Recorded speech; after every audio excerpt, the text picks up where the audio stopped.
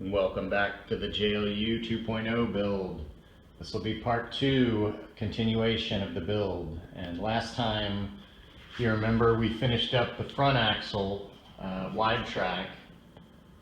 We got the axle weights on there, the wheel weights, got the front bumper fitted. So this time, we're going to focus on the rear axle and suspension. So I've got some shocks that I'm excited to use, some more internal spring old Man Emu. So these are a little bit longer than stock or the hot racing. They come with 3 different sets of springs. So that'll be nice. Metal axle, put in the rear extended axles with the 5-gram hot racing weights. Get the diff skids on there, and I've got some cool GPM. They call it gray, but it almost looks like a good silver match here. So I went with that. So I'm going with a lot of GPM on this build, which I've used their diff skids before, but I haven't used their metal parts other than the rear bumper on the JLU 2.1. I really like that black GPM bumper. So I've also got wheels to kind of finish out the chassis, suspension. And originally I was going to go with the like 8-hole RC 4-wheel drive aluminum wheels, but I switched gears because I wanted to spare, and those are like 80 for 4. So these Steelies are a lot cheaper, so I picked up 2 sets, and then I got the fatty patties. I decided to go with, we'll see how they look, and then I got the Lil Nova foams to stuff in those, and some wheel weights, and then I got another set of the scale hubs that I used on the 1.0 JLU, because those look really good. And so anyways, I'm going to get going on this, and we may have some other stuff pop up. We'll just see how it goes. Alright, so not very far into the build, already encountering some fitment issues. So we've got this rear axle assembly, and it's comprised of multiple manufacturers. So we've got the no-name housing, we've got the GPM diff cover, we've got the GPM plus 5mm extended axles. We're going to have the hot racing weights and outer bearing retainers, these little flathead pieces. So the fitment issue is the inner bearing in the differential. This inner bearing on the axle shaft doesn't fit. So I don't know if it's the coating on here, but there's a fitted piece on the end that actually fits into the gear. So it will actually slide onto that portion, but it will not seat actually onto the round, the fully round piece of the shaft there. So on this one, I've already modified it. And I just took some sandpaper, and you can kind of see there where it's kind of shiny. Just had to kind of sand that outer edge.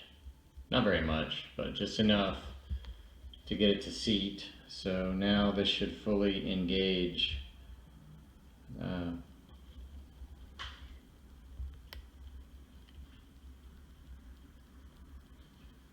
then allow that to engage into the gear in here. But just a heads up, nobody apparently can manufacture aftermarket axle into spec.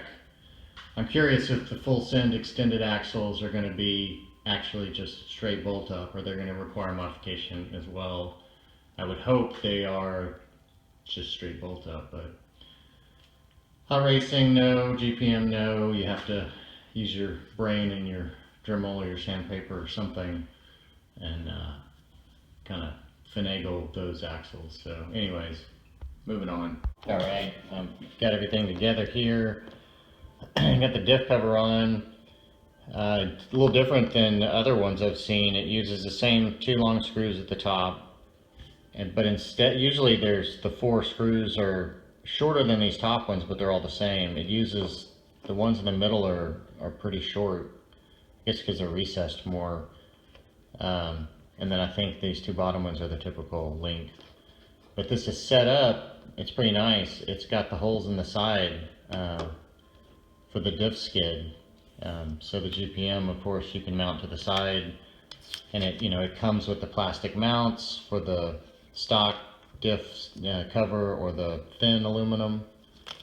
So this is set up like that thicker, heavier hot racing brass one that comes with this mount with it. It's got the side screw holes. So this one's aluminum, but it's still fairly chunky, and this mounts right up to it. So that's kind of neat. I don't have to double stick tape this rear one as usual. I can actually screw mount it. So anyways, okay, got this all assembled. And man, this +5 is perfect with these hot racing axle weights. And you can see, I mean, this hex has full engagement, and then this spins freely with, maybe a 0.5 millimeter. So that's why you have to use those flathead bearing retainer screws right there, because if you use those panhead stock ones, they'll bind the weight. But I mean, that is perfect. That's exactly what you want. If that hex is fully compressed on the pin, it is still free. And then the skid is bolted on there. Man, it looks sweet. All right, the rear end is buttoned up and back on. Got the shocks on that back battery tray position, the same as had the other build with those hot racing air shocks, but you can just see how much longer these are.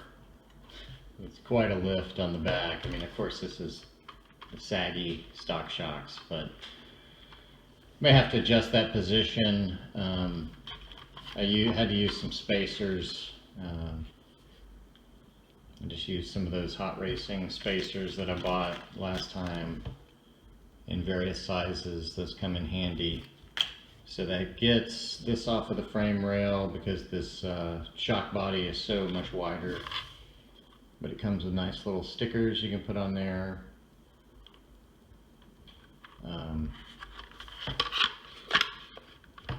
Those full send weights were a son of a... Trying to get them into the wheels, I had to do a little sanding. I mean, they're a tight fit. Once you get them in there, don't try to get them out. So, got that to a point, and I was about to start on the front wheels and shocks, and I said I was going to put on this transmission skid, and the mail came. And I finally got what I've been waiting on, my In the Works RC high clearance metal links, which should include my front steering link as well. So I can take off this old version 1 Trio aluminum link and replace it, which I assume one of these must be part of the links up front. That's stubby. But I've got to pull apart the balls out of the stock and pop them in here. And another good surprise came in the mail. I don't even know if I should show it yet, but maybe I will here. Let me give you a quick teaser. Ooh. That's for later, for the body portion and the lighting. But I'm super excited. I've got a lot of options. I was working with the seller and designer, I guess, and he went above and beyond and created me some custom things and sent me a lot of optional pieces. Super nice guy. So I'll get into his information on that next portion of the build. But I'm gonna jump in, see if I can't get these links on the front end and button up this chassis.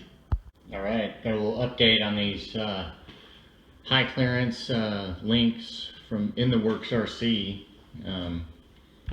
Tell you what, I would not attempt these without a pin vise, some patience, and hand tools.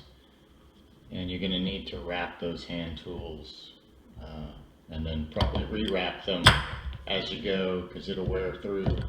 So the first one I started you know, I was doing the traditional way of sticking something through and twisting it, and it was very tight, and you can see it just sheared. So that is not the way to do it. But luckily, he's smart enough to include 2 extra end pieces. So I was saved. Got one of those extra end pieces in play. So you can see here I've got the steering link. It includes a long piece here, long screw.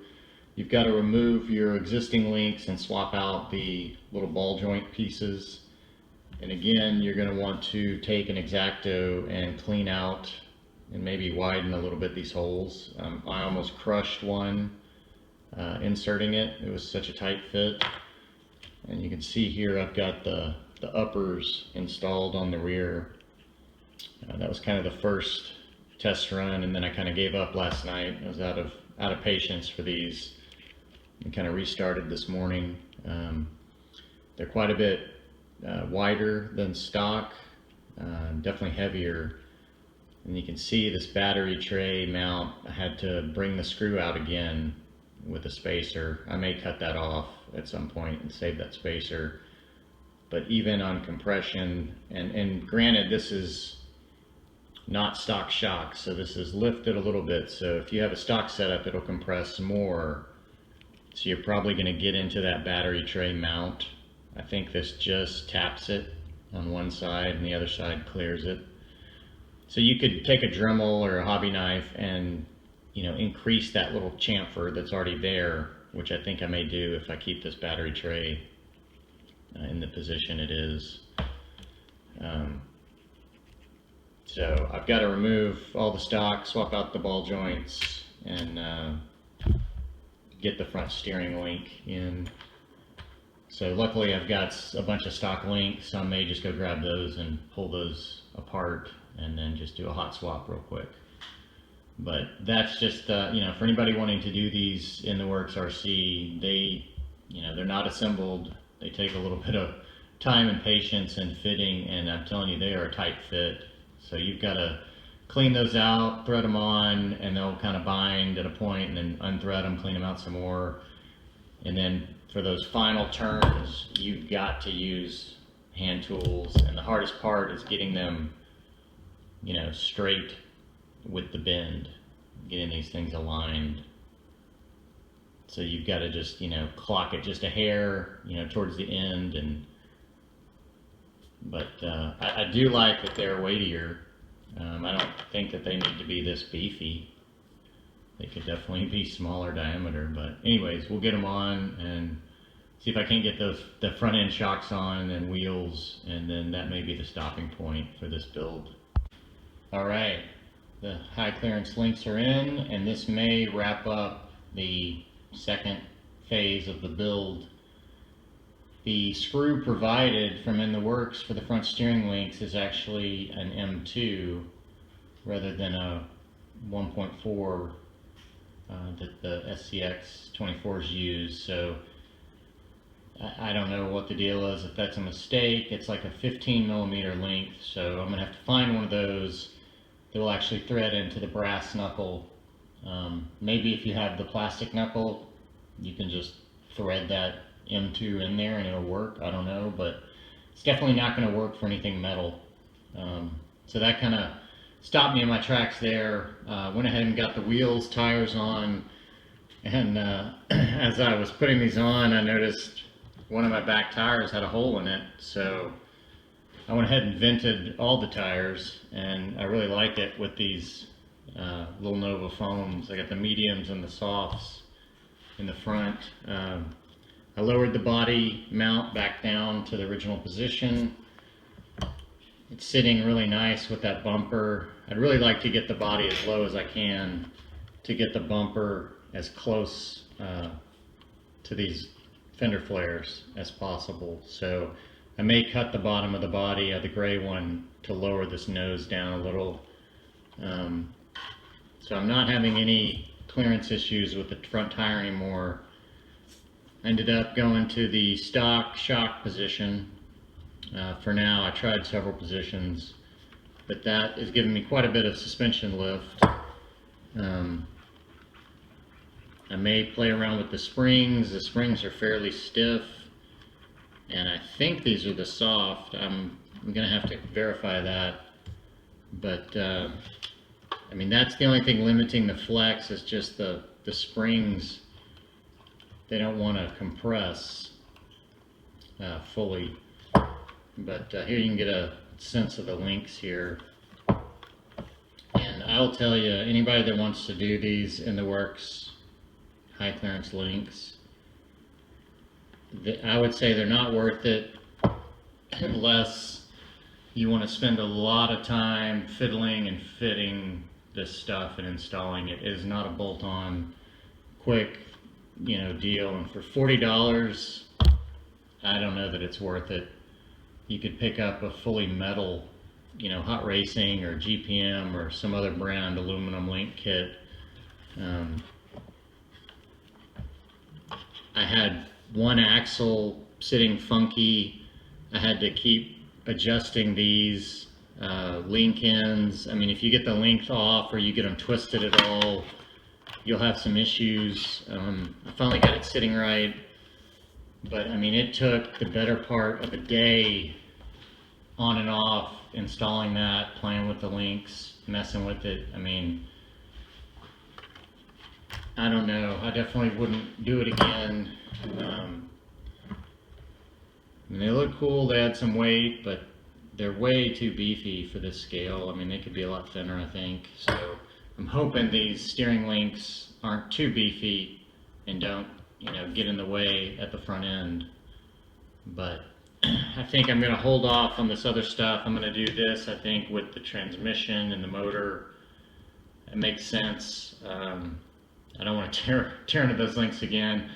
I'm going to save the scale hubs until the end, until I'm done taking the wheels on and off a lot. And then the spare I'm going to hold until I get the gray body and the back bumper and the tire carrier, kind of do all that at once.